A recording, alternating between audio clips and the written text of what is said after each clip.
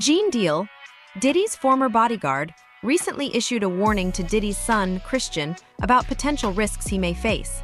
According to reports, Christian was involved in leaking footage of Cassie, which allegedly contributed to Diddy's legal troubles and eventual arrest. This record that King Combs came out with, where he was coming at 50 and coming at everybody, coming at his dad, like, how you feel about that record? Well, first I want to say to this young man, before somebody take his head off, because see, that's that new school bull crap that these kids out here, they easy to fly off their mouth with that. You don't invite a man to your private.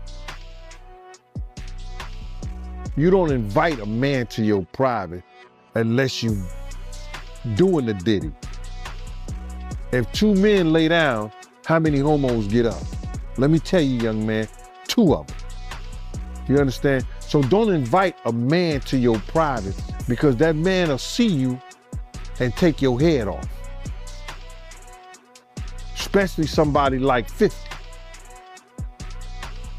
You don't send or let a boy do a man's job. I don't know if he need that type of attention or he want that type of attention. Evidently he do. But 50 is the wrong dude that you want to do that type of attention, get that kind of attention from, bro. In the infamous words of Waka Flocka, that nigga go hard in the paint. And I don't believe that this cat would even put out some trash like that and really didn't know what he was doing. He's teasing the federal government. And I told y'all, the Southern District of New York do not play. There's speculation that Diddy's own son could be a key factor in him potentially facing a life sentence, given the extensive list of alleged crimes connected to him. See, after he did that shit, something get leaked to the press. Do you notice that, right? Soon as he did that dumb shit, talking about, well, we did this and we did that. We had this over here, y'all went to the wrong house. Some went to, he said, well, we're gonna show you how wrong we are. Yo, CNN, run this. Action, roll them. Don't play with the feds, bro. Because you got to realize this. They got a lot of time. All they got is time. In fact, it seems that Christian might not be too concerned about his father's situation. My man, I've worked in law enforcement for 27 years, and I had the opportunity to see HIDA. It's a place, whereas they have the state, the feds, the NYPD, the Department of Corrections, and the state police. Yo, this place could be half of a basketball court. That's where they just got lines of computers with officers of all different people and officers just on the internet. Whoever's over that case, whoever's working that case, don't you know they saw that and took it to their boss? Just 2 days after attending his father's court hearing on serious charges, Christian King was seen out celebrating with his girlfriend, Raven. In a video shared online, the Love You Better, rapper appeared to be enjoying the evening with Raven, following her appearance at Essence's Feed to Funds panel on Saturday. Yes, yo, get the man be falling. Beat chicks physical, some of them be calling. Hi, Hector.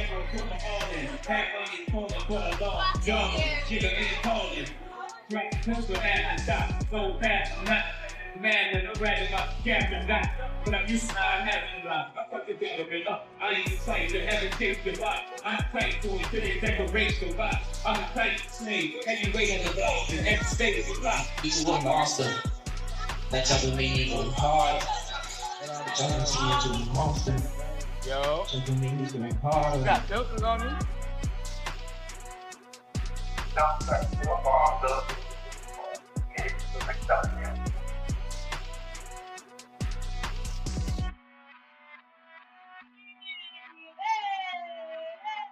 You here? See what's going on? Ravion in the building.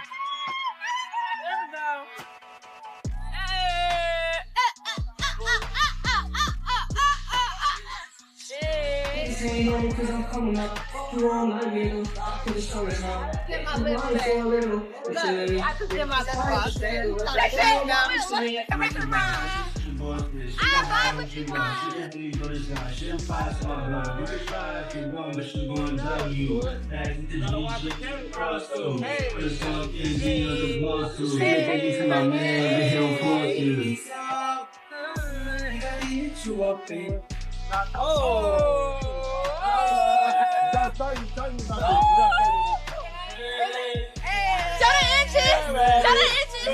Yeah.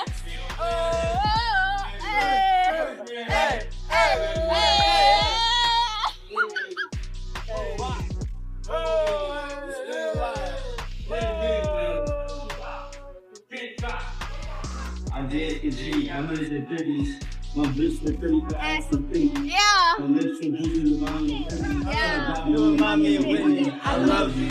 I'm really helpful. I never let you show up, boo. To leave, come G, and boo. She ain't money if she ain't you.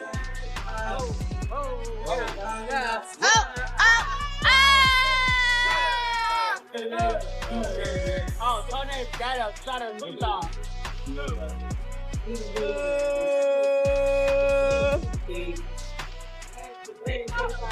Y'all know I can't dance for you.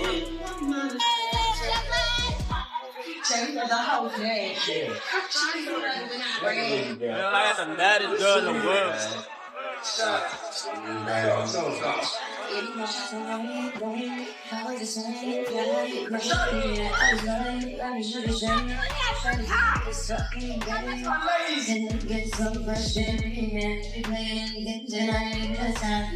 Christian and his girlfriend, Raven, were spotted sharing a kiss while dancing with friends, with Christian proudly proclaiming to the camera that he had the baddest girl in the world.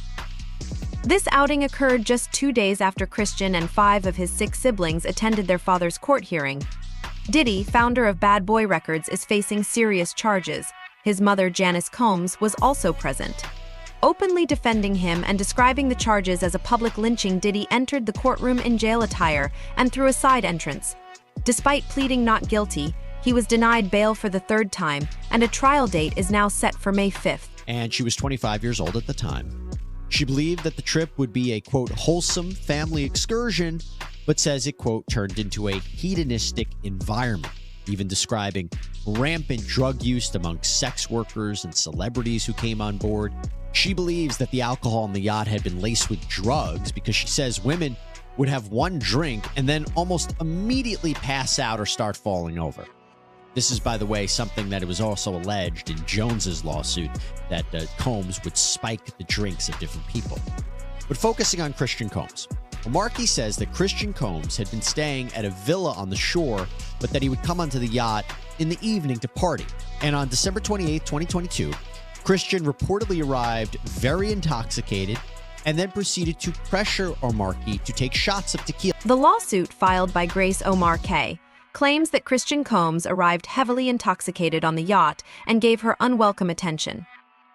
According to the allegations, Christian pressured her into taking shots of tequila, which she suspects may have been tampered with, and later became aggressive toward her.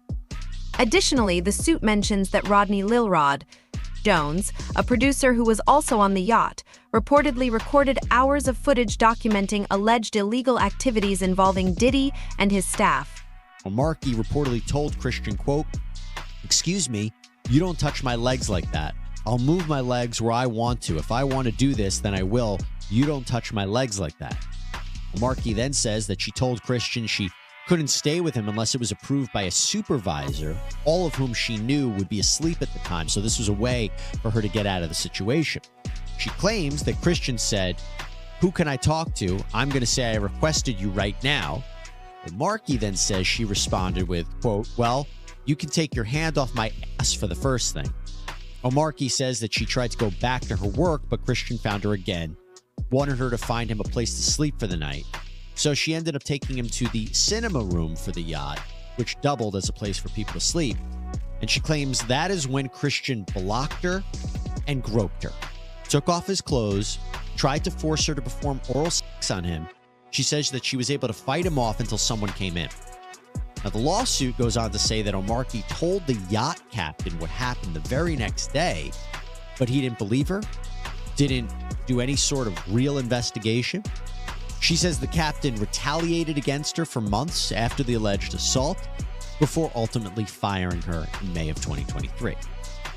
Now, aside from her account, aside from a potential other witness, right, the person that allegedly walked in on this, what proof is there that this happened?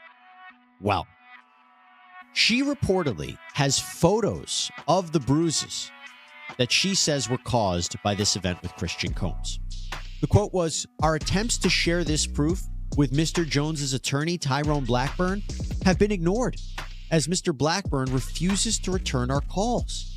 Holly goes on to say, "We will address these outlandish allegations in court and take all appropriate action against those who make them." Then the attorneys for Universal Music Group, one of the defendants who are also being sued by Rodney Jones for their alleged participation and facilitation of the abuse and trafficking claimed by Jones, they argued that the claims were so, quote, offensively false that one of these attorneys, Donald Zakarin, wrote, "A license to practice law is a privilege. Mr. Blackburn, plaintiff's lawyer, has misused that license to self-promote, gratuitously, falsely, and recklessly accusing the UMG defendants of criminal behavior." So a lot of back and forth that we're seeing right here. And again, to be clear, everything that Diddy and his sons are facing are accusations. They haven't even been criminally charged. These are civil lawsuits. There has been no finding by a judge or a jury that they are liable at this point. Having said all of that, this is a very significant development.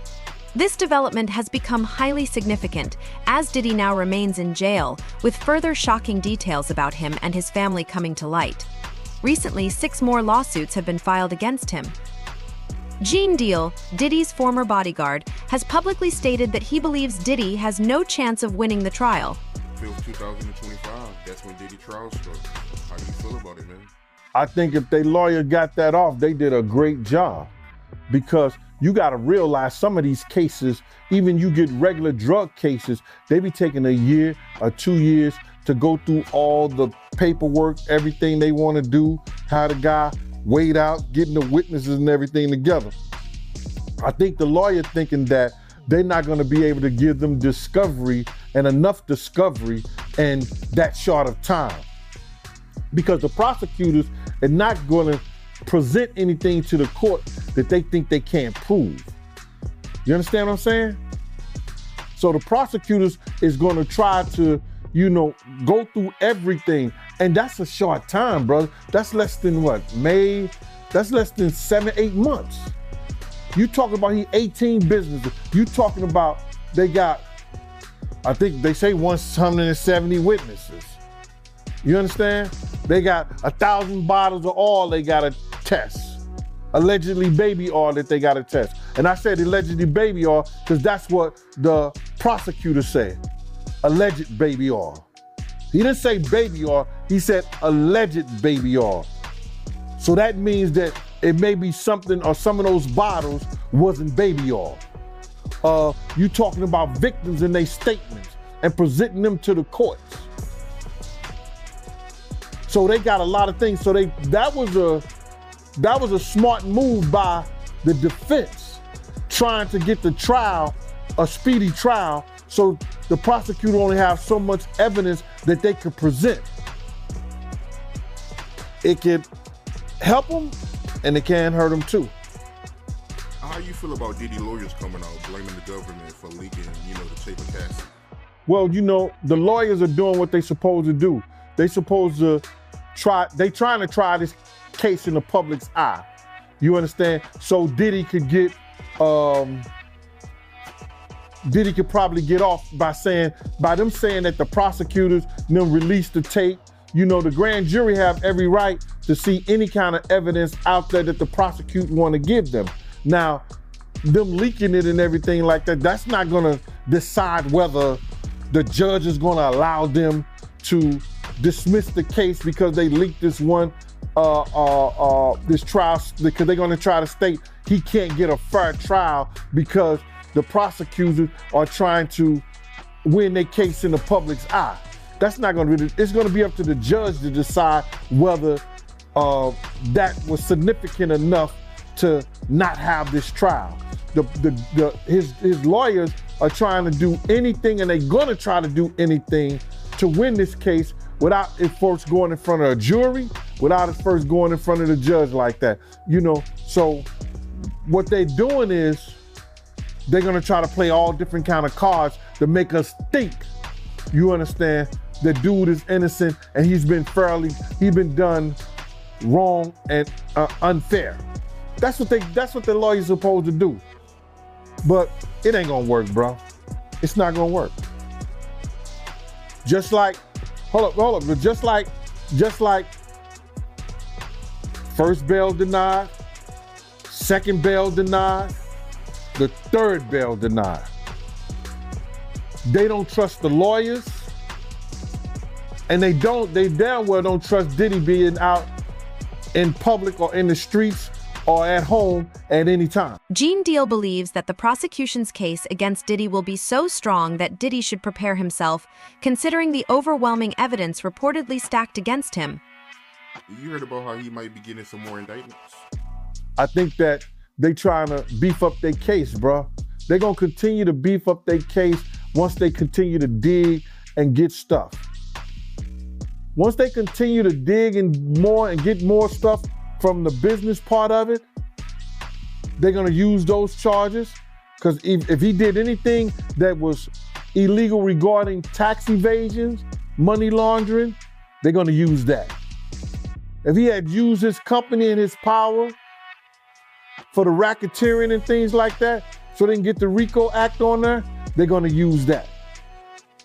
Any new news that can make their case powerful and they can present it to the court, they're gonna use it. As long as they give it to the defense team in the discovery, they're gonna use everything. But it's gonna be difficult for Puff to fight his case in jail. You know how hard it is to fight your case and go through every last one of those victims, or whether you know them or not. All that paperwork he had to do, you gotta realize they only get a lawyer like 2 hours, I think. Anywhere from 2 to 4 hours.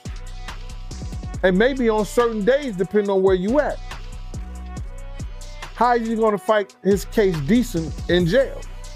But that's what happens where you lay your head. So you don't see any kind of way he get out of this? Bruh, I would bet whatever I had that he ain't got no chance in hell in getting out of here. All because they already got one witness for the sex trafficking case. And that's all you need. And when you only have to have one witness for the sex trafficking case, even though she may have been a participant, and I'm talking about Cassie, it's gonna be hard for him to fight that one charge. It's also intriguing that Gene mentioned Diddy's own son facing issues recently, especially given the number of theories suggesting that Diddy has allegedly had conflicts with artists he disagreed with, some even claiming he may have played a role in arranging harm against prominent figures like Nipsey Hussle. You called Diddy a demon over a comment he made to Nipsey. What made you say that? Like, what's the backstory behind that? But bro, I didn't say he was a demon. What I think I said that you gotta watch what you say to these demons. And I might have put him in the same category. But I didn't per se, he's a demon. Now he's done shit that I projected, I see that demons does. When I seen him pick up that dove, and a dove supposed to be that of new beginning in life, and the dove fell to the ground straight like it was dead. The day we did that, he did that ritual in the park before he went to trial with Sean. Bruh, And I'll tell you that story if we talk about Shine. If we talk about Shine today, I'll tell you that story, all right? How about that? Now, don't go figure out something to talk to me and ask me about Shine. Yeah, but if we talk about Shine, I'll ask that. But what you was asking me is that, listen here, man. I did not know Nipsey Hussle. I knew of him and the positive things that he was trying to do out there in his community. The music that he was putting out, that I could say, based on conversations that I heard him speak, that the man was spiritually connected. He was a child of God. He had gotten in front of Puffy one time, and he told Puff that he was putting out this music, and I guess Puff was helping him in some kind of way, and he said something. And that what he said was, I need my music and my album to have the same feel of that life after death, like Biggie's album. Now, you taking a spiritual person who's asking for something. He said, I wanted that same feel as life after death.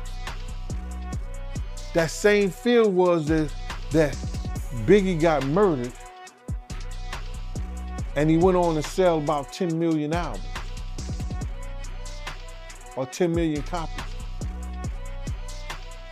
I was saying, you gotta watch what you say to demons, because it just might come true. You just gotta watch what you say, brother, because God said that you say it by mouth, you believe it in thy heart, and it shall happen. And when you got a strong spirit, and you that type of person, you gotta watch what you say out your mouth, man. You think it was a good idea for Nipsey to be cool with Diddy?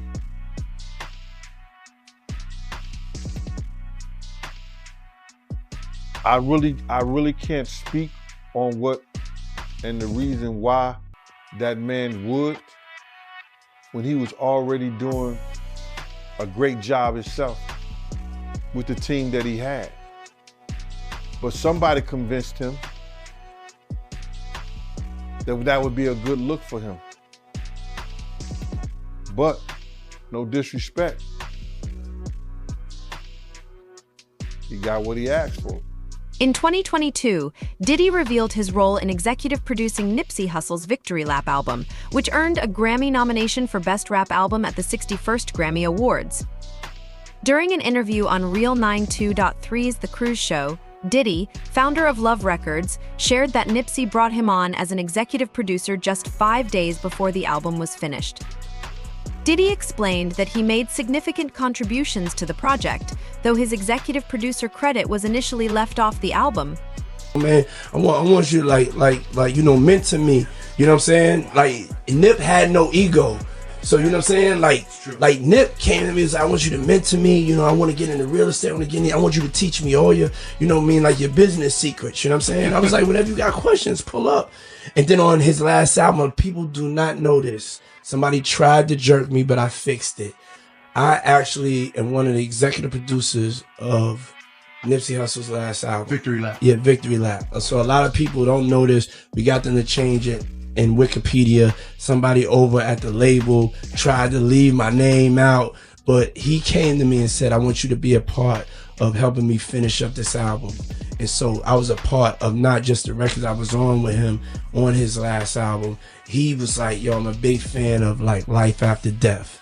You know what I'm saying? And I know you got like that vibe, but I'm bringing like that vibe. Like my stuff, it has a West Coast sound, but it also has a bad boy sound. So I felt like, yo, I really need you to come and help me out with this. So that's why I have so much footage of us in the studio, because like the last 5 days of him finishing the album, he came to me and said, would you come on as one of the executive producers?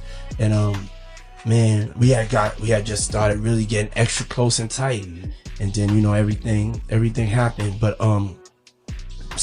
individual that like sent from God, and I know we sad, and I know that we miss him, but I'm telling you, like, he did his work. The way he has inspired, the way he inspires me, he did his work, and he represented LA like no other. Top-notch, glorious, godly, positive, loving, trying to save the community. Like, this cat is really real. He was up there to me with Malcolm X and Martin Luther King and all the other Latino freedom fighters and stuff like that. He was a revolutionary, man. This behind-the-scenes revelation emerged just a day before Diddy was announced as a headliner for the 2022 iHeartRadio Music Festival. However, Nipsey Hussle isn't the only artist linked to theories surrounding Diddy's controversial actions. They claiming that she was harassing a female about getting an abortion who was pregnant with Diddy baby. You heard about that? Well, I don't know why she would be named in the lawsuit for that, unless she did something that was illegal. Based on what you're saying, I don't think what she did was illegal. But then I do know that she had a beef with one of Diddy's girl, which was Gina, and they was talking about that back and forth on the internet with each other. Or somebody had posted some of the language and the verbiage between them two when she was saying that telling the girl Gina, if Diddy told you to eat my box, you would do it. So that was showing me that Diddy has some power over both of these individuals. And she was out there being threatening and talking to the girl crazy, and the girl was talking to her crazy, and they put all that on the internet. So, you know, I don't know how it comes to play that that's some kind of federal law that the prosecutor want to use, but it may just be used for the fact that to show the control that Diddy had over these females. So if she say this, if Diddy told you to eat my box, you would do it. What kind of power is that? And this girl said that Diddy had already punched her in the head, kicked her, and did all kind of crazy stuff to her.